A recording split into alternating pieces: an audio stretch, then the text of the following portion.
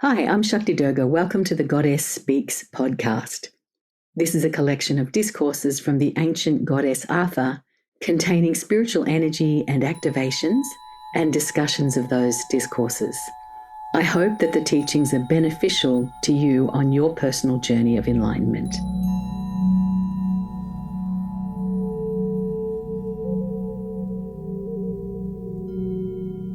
And she plucks the book of Artha out of the sky,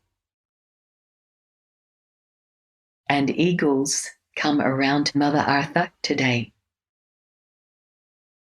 Namaste, beloved ones, and welcome to this place of meeting to which you've brought your energy field today. We meet here in the astral reality that is no less real than the one that you live in upon your earth. If the astral reality were removed from your life upon the earth, it would cease to exist. Your physical expression can only take place within an astral framework, and this is an immutable law. It is said in the Kabbalistic teachings that the realm of the soul is the realm of creating, but that the realm of the astral world is where things take form. And this is true. The realm of the astral sea is where things take form. Your higher soul, along with every other being that exists within the soul realm, including the gods, the angels, and all beings of light, are able to project down into the astral world some portion of their own being, encoded with light, information, and patterns of energy that bring forth their consciousness into some kind of manifest form. This could not be done without the impetus of divine energy that flows through the soul realm with sufficient power to create. But the forming through the astral potencies of the elemental energies of fire, earth, air, and water, and their combination state of ether, that everything devolves from combinations of these things in these realms, will show you how important it is to have a passing understanding of the elements which make up your being and comprise all parts of what becomes the physical existence. In the astral field, they are energies only. They are energies that are discrete from each other and which are utilized in the process of formation to bring about all forms that you know in the physical world. From the tiniest ant to the greatest mountain, the same principle remains true. There are, in fact, beings in the realm of the soul who are responsible for the projection of all forms that you see in your world. For an example, the Great One Himavan, existing as Himavan does in the world of the soul, as a god in his own right, this great god created the mountains, not just the Himalayas, but all mountains.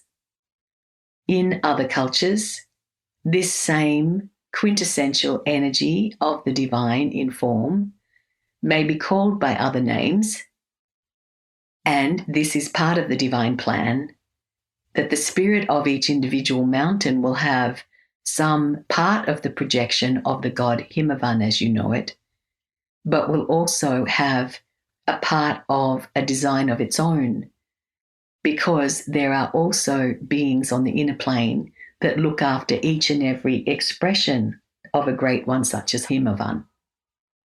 And so it is that there are direct creations by a certain being on the soul realm, and there are admixed creations. These are creations of more than one being in the soul realm, co-creating expressions through the astral world that later take on some kind of physical form or expression in the physical world.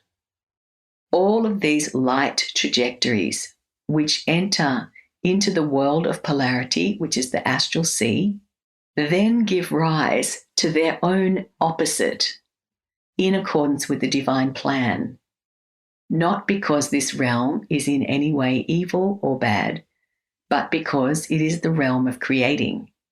And every artist knows that one's art can be empowered more greatly if one has an extraordinarily large choice of colors at one's disposal. Painting from light colors alone would make for very boring artwork. Painting with dark colors alone would also be quite dull. The interplay of the two creates intricacies of potential, and this is the divine play. And so it is that beings created from the mind of the divine are then placed in such a way that they are able to create. Forms are then taken in the astral plane, where the interplay of light and dark creates an extravaganza of forms from the one form. And when it comes to the physical world, these things play out as variety. It plays out as variety upon the planet Earth. And this is part of the design, beloved ones. Each of your souls has created an astral form of you before the physical form could be created. The astral form of you is created with great detail and in accordance with the laws of all of the realms through which you travel to get here to Earth. Each time you come to the Earth, a new form is created, and this is unique and called your ego in your parlance. It is the form of the vehicle you travel in whilst here on the Earth, and it must be comprised of both the forces of light and dark to be given expression at all. It is true to say that the beings of the earth plane are admixed. This must be the way. There must be an imperfection in every being, so called to the critical human mind, which is in fact perfection when viewed from the higher consciousness.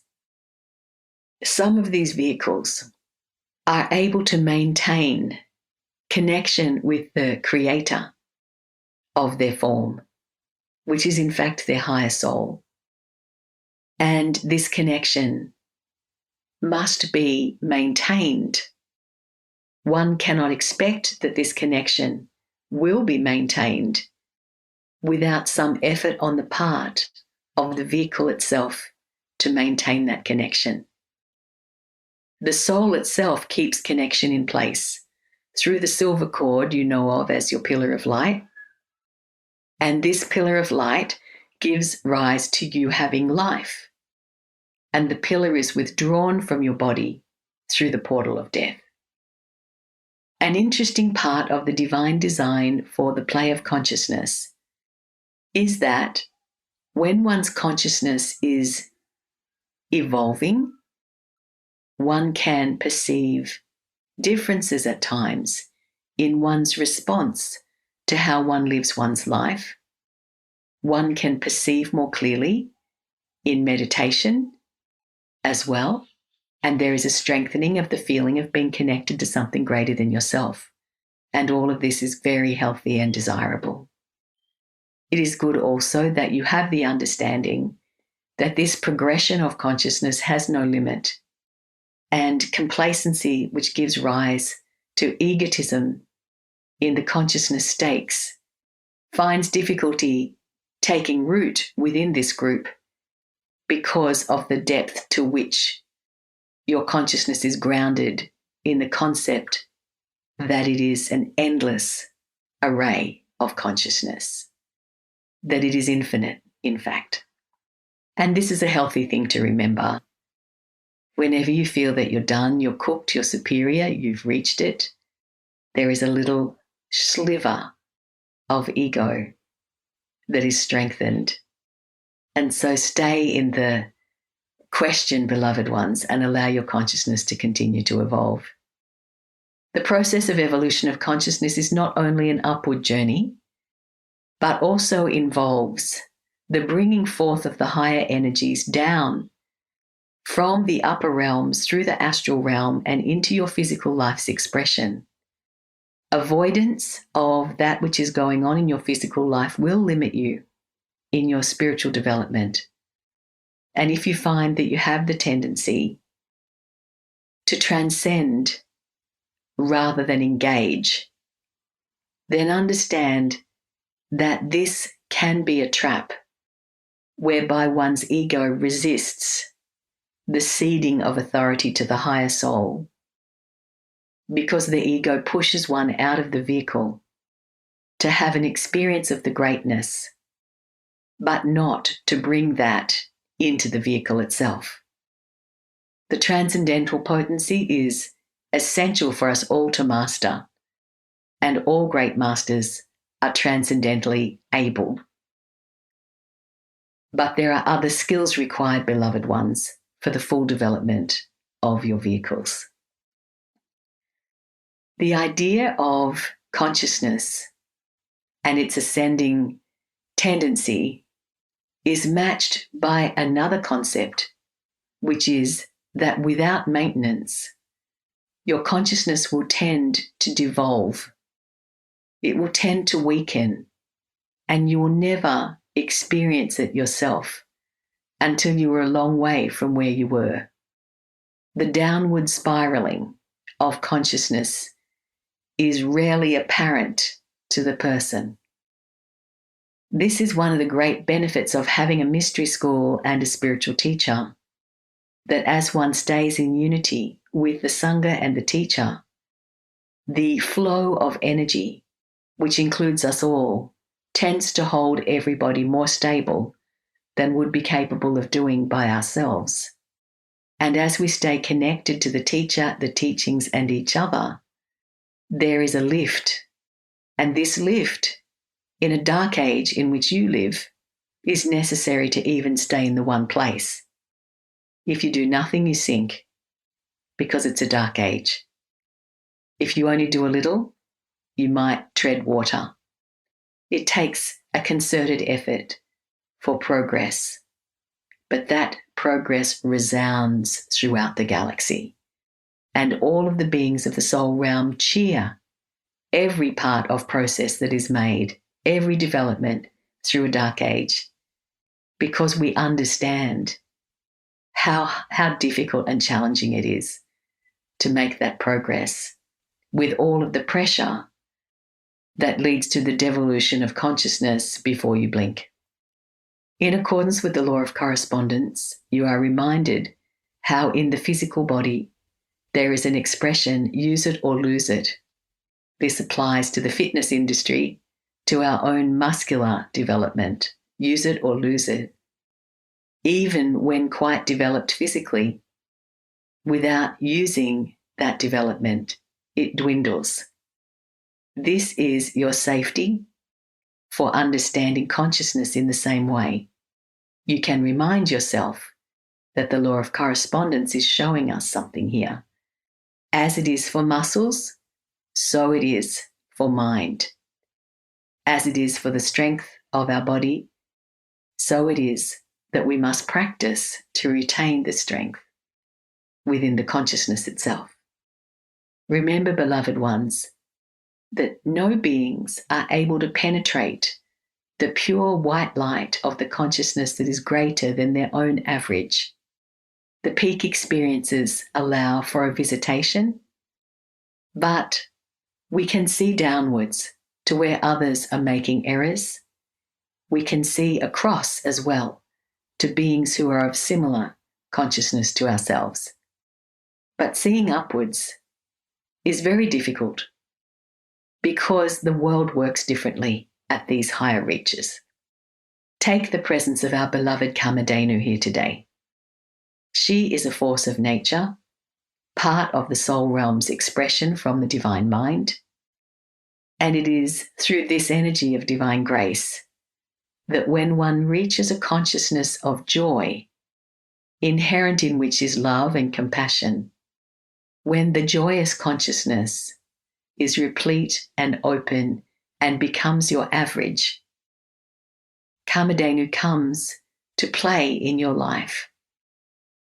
And your thought is her desire to create.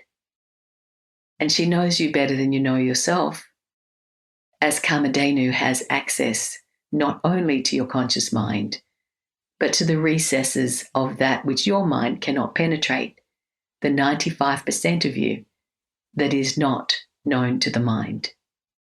And yet to the divine, all is revealed. Strive for joy, beloved ones, and compassion will come. Strive for joy and compassion will come. The joy that you are urged to strive towards is not the brittle happiness of the ego given rise to in an unbalanced way, or in a way that would come at the expense of any other being, or in a way that would be at the expense of your own well-being. That is not the joy. That is not joy. That is delusion.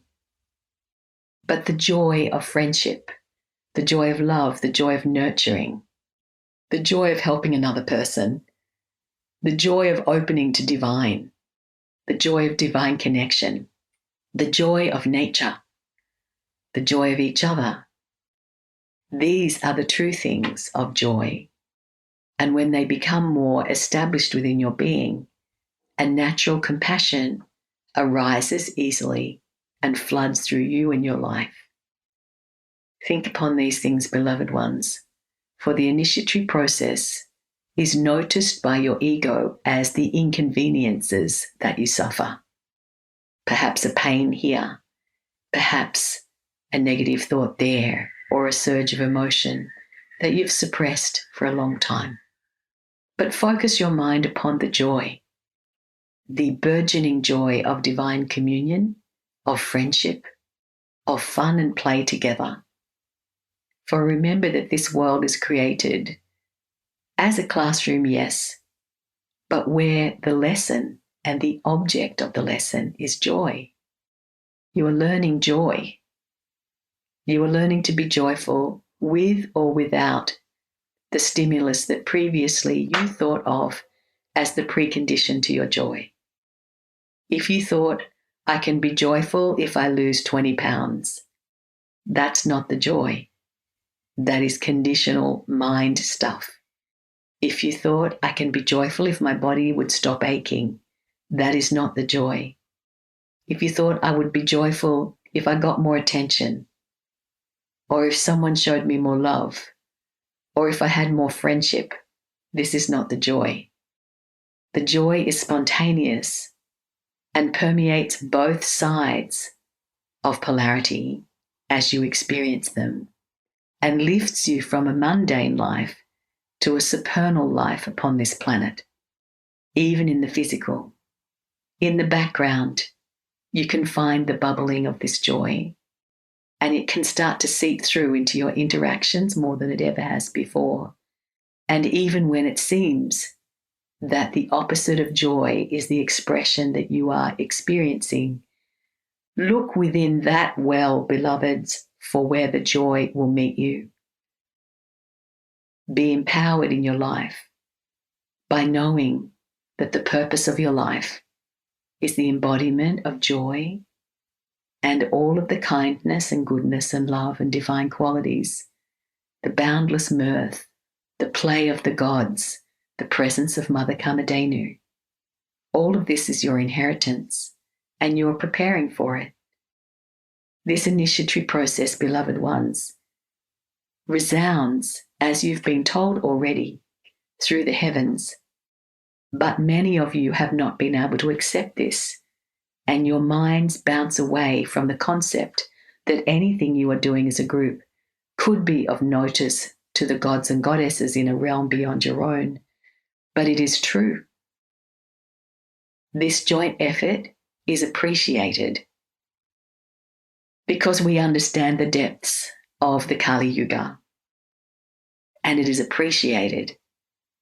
And feel now the flower petals of divine grace and love being thrown to each of you, as though the divine is throwing flower petals of pure bliss and love, descending into your crown chakra right now, bringing forth a showering of bliss, of beauty, of love, of encouragement. And let this in. Let it in. Be aware of the energy of Kamadhenu as you move forward, and that you are churning the ocean of milk and good things will flow from it. It is not just poison that erupts. It is all the good that comes beyond that. You have the blessings of the gods and goddesses with which you are familiar, and many more as well. And Artha blesses you to be of good cheer from the depths of your hearts. And the power of joy is one with which blessings are now given. And just being aware within your body, for these blessings will emerge from within, unlike many of the blessings you're used to receiving. This one will emerge from your own heart and come outward and ripple through you.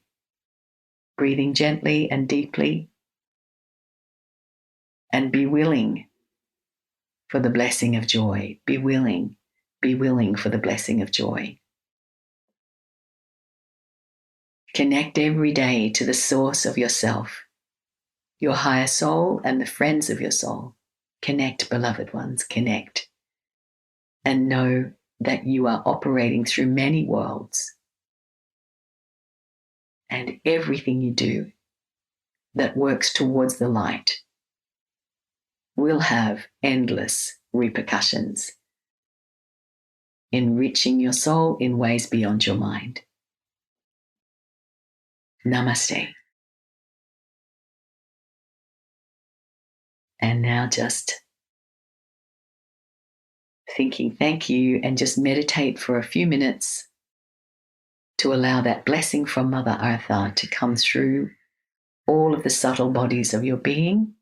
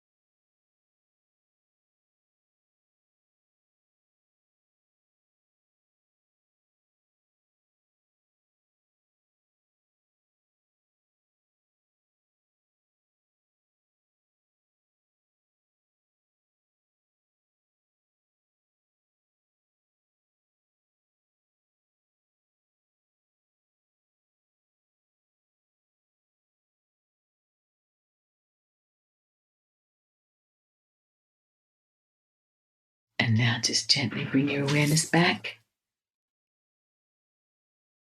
and blessing your family.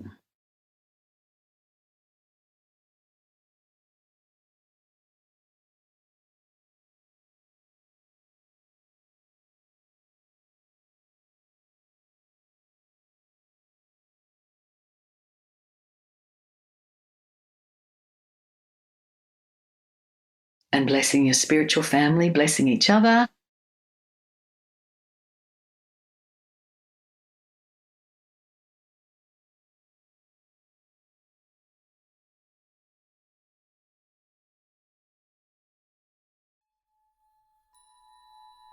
And blessing the good fortune by which we found each other. Namaste. I hope you enjoyed this episode of The Goddess Speaks. If so, please share it with your friends and your family so they can benefit too. If you'd like to connect with me, visit my website, shaktidurga.com.